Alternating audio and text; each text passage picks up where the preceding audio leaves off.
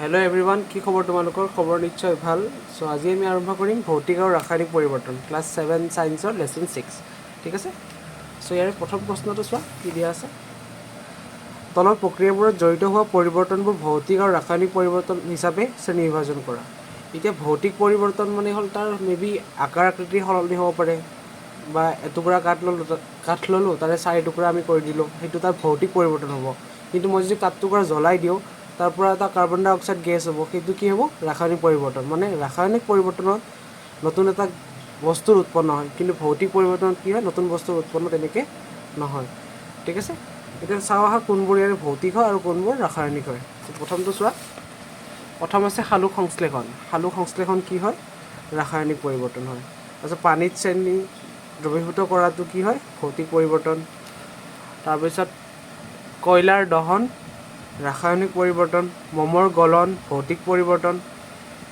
Aluminium ধাতু কুবাই এলুমিনিয়ামৰ পাত তৈয়াৰ কৰাটো ভৌতিক পৰিৱৰ্তন খাদ্যৰ পাচন ক্ৰিয়া ৰাসায়নিক পৰিৱৰ্তন ঠিক আছে তাৰপিছত কুৱেশ্যন নম্বৰ 2 লৈ আহিছোঁ তলৰ উক্তিবোৰ সঁচানে মিছা উল্লেখ কৰা যদি কোনো উক্তি মিছা হয় শুদ্ধ উত্তৰ তোমাৰ বহীত লিখা কাঠ এডাল কাটি টুকুৰা টুকুৰ কৰাটো ৰাসায়নিক পৰিৱৰ্তন মিছা কাৰণ কাঠ এডাল টুকুৰা টুকুৰ কৰাটো কি হয় ভৌতিক পৰিৱৰ্তন হয় ঠিক আছে পাতৰ পৰা সাৰ প্ৰস্তুত হোৱা প্ৰক্ৰিয়াটো এটা ভৌতিক পৰিৱৰ্তন এইটো মিছা কাৰণ পাতৰ পৰা যেতিয়া সাৰ প্ৰস্তুত হ'ব তেতিয়া ৰাসায়নিক পৰিৱৰ্তন হ'ব ঠিক আছে দস্তলিপিত লোৰ নলীত সহজে মামৰে নধৰে দস্তলিপিত মানে এই যে ৰং কৰি দিয়ে দস্তলেপন পদ্ধতি এটাও আছে লেসনটো ভালকৈ পঢ়িলে গম পাবা এইটো কি হ'ব সঁচা নম্বৰ ডি লো আৰু মামৰ একেবিধ পদাৰ্থ মিছা লো আৰু মামৰ দুইবিধ বেলেগ বেলেগ হয় বা লোত মামৰহে ধৰেহে হয় ঠিক আছে জলীয় ভাৱ ঘনীভূত হোৱাটো ৰাসায়নিক পৰিৱৰ্তন নহয়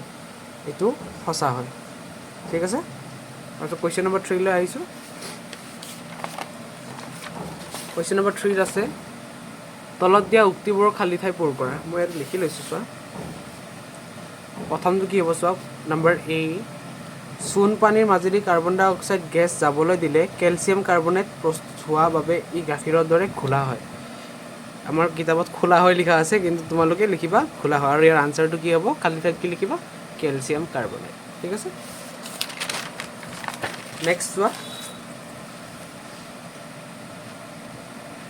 বেকিং সোডাৰ ৰাসায়নিক নাম হ'ল সোডিয়াম হাইড্ৰজেন কাৰ্বনেট ওকে লোত মামৰে ধৰাটো প্ৰতিৰোধ কৰিব পৰা দুটা পদ্ধতি হ'ল এটা হ'ল ৰং কৰা আৰু আনটো হ'ল দস্তালেপন দেই ঠিক আছে নেক্সট যিবোৰ পৰিৱৰ্তনত মাত্ৰ পদাৰ্থৰ ভৌতিক ধৰ্মহে সলনি হয় সেইবোৰক ভৌতিক পৰিৱৰ্তন বোলে আৰু যিবোৰ পৰিৱৰ্তন নতুন পদাৰ্থ উৎপন্ন হয় সেইবোৰক ৰাসায়নিক পৰিৱৰ্তন বোলে ঠিক আছে খালি ঠাই এইখিনি আছে তাৰপিছত কুৱেশ্যন নম্বৰ 4 লৈ আহোঁ কুৱেশ্যন নম্বৰ 4টো কি আছে চোৱা যেতিয়া বেকিং সোডাক নেমুৰ ৰসৰ সৈতে মিহলোৱা হয় তেতিয়া বুৰবৰণি সৃষ্টি কৰি গেছ এটা ওলাই আহে এইটো কি প্ৰকাৰৰ পৰিৱৰ্তন ব্যাখ্যা কৰা চোৱা আনসাৰ কি লিখিছোঁ মই যেতিয়া বেকিং সোডাক নেমুৰ ৰসৰ সৈতে মিহলোৱা হয় তেতিয়া বুৰবৰণি সৃষ্টি কৰি গেছ এটা ওলাই আহে এইটো ৰাসায়নিক পৰিৱৰ্তন বেকিং সোডা নেমুৰ ৰসৰ লগত মিহলালে নেমুৰ ৰসত থকা সাইট্ৰিক এচিডৰ লগত ইয়াত সোডিয়াম হাইড্ৰজেন কাৰ্বনেটৰ ৰাসায়নিক বিক্ৰিয়া ঘটি নতুন কাৰ্বনেট পদাৰ্থ আৰু কাৰ্বন ডাই অক্সাইড গেছৰ উদ্ভৱ হয় ঠিক আছে এইখিনি লিখি লওয়া ভালকৈ তাৰপিছত কুৱেশ্যন নম্বৰ 5 চোৱা কি আছে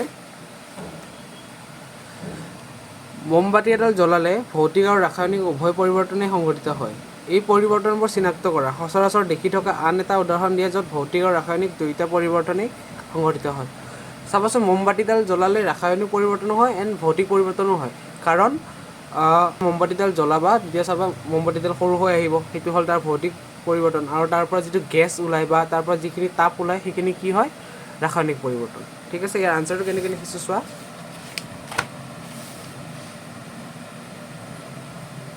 মোমবাতি এডাল জ্বলালে দীঘলীয়া আকৃতিৰ গোটা মোমবাতিডাল গলি তাৰ আকৃতিৰ পৰিৱৰ্তন হয় এই পৰিৱৰ্তন ভৌতিক পৰিৱৰ্তন ঠিক আছে আনহাতে এই মোমবাতিডালৰ মমখিনি জ্বলাই থাকিলেই পানীৰ বাষ্প আৰু কাৰ্বন ডাই অক্সাইড গেছলৈ ৰূপান্তৰিত হয় অদৃশ্য হৈ পৰে ইয়াৰ উপৰি তাপ আৰু পোহৰৰ উৎপন্ন হয় এইখিনি ৰাসায়নিক পৰিৱৰ্তন ঠিক আছে ইয়ালৈকে হ'ল মোমবাতিৰ কথাটো আৰু নেক্সট আৰু এটা আমাক উদাহৰণ দিব দিছে ন সেইটো হ'ল এইটো ৰন্ধন গেছ জ্বলালেও ভৌতিক আৰু ৰাসায়নিক দুইটা পৰিৱৰ্তন একেলগে ঘটে হ'ব তাৰপিছত কুৱেশ্যন নম্বৰ 6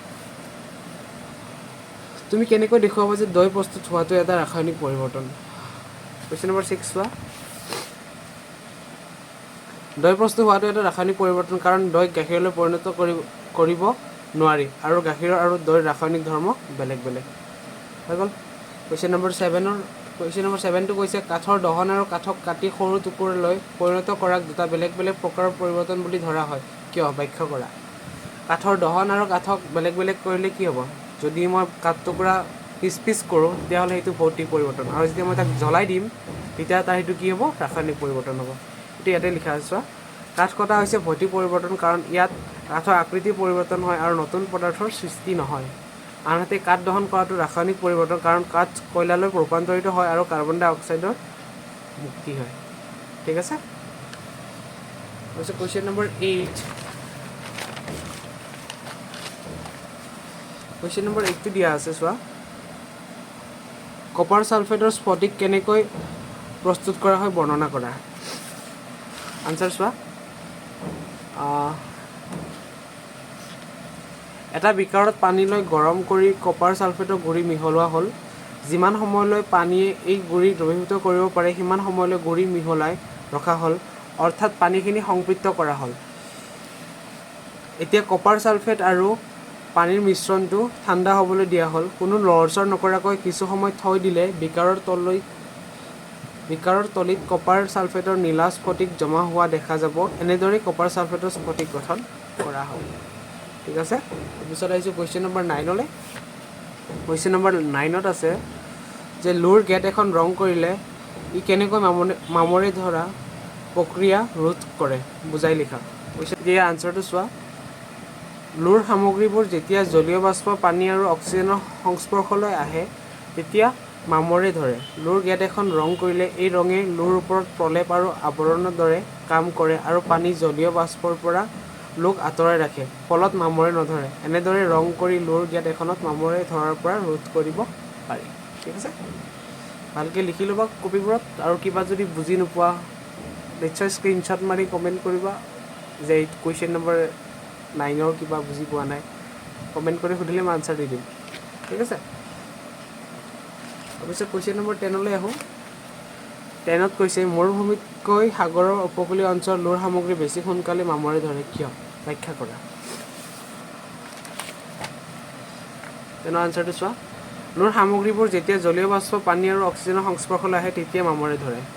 মৰুভূমি অঞ্চলতকৈ সাগৰ উপকূলীয় অঞ্চলত আৰ্দ্ৰতা বেছি হয়, অৰ্থাৎ বায়ুত জলীয় বাষ্পৰ পৰিমাণো অধিক হয়। সেয়েহে লোৰ সামগ্ৰীবোৰত বেছি সোনকালে মামৰে ধৰে।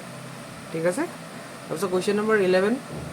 মই আনচাৰ দুটা ইয়াতে লিখি দিছোঁ চোৱা। ডাইৰেক্টলি কুৱেশ্যনটো মই নপঢ়োঁ, আনচাৰ দুটা ডাইৰেক্ট লিখি ল'বা। 11 আনচাৰ কি হ'ব? বি, প্ৰক্ৰিয়া বি এটা ৰাসায়নিক পৰিৱৰ্তন, আৰু 12ৰ আনচাৰ চি, প্ৰক্ৰিয়া এ আৰু বি উভয় ৰাসায়নিক পৰিৱৰ্তন। ঠিক আছে? তো ভিডিঅ'টো আজিলৈ ইমানখিনি। আৰু যদি কাৰোবাক ইংলিছত লাগে কুৱেশ্যন আনচাৰ তেন্তে মোক কমেণ্ট কৰি ক'বা, মই কিবা এটা ব্যৱস্থা নিশ্চয় কৰিম। ঠিক আছে? এৰিছোঁ আজিলৈ। Bye bye.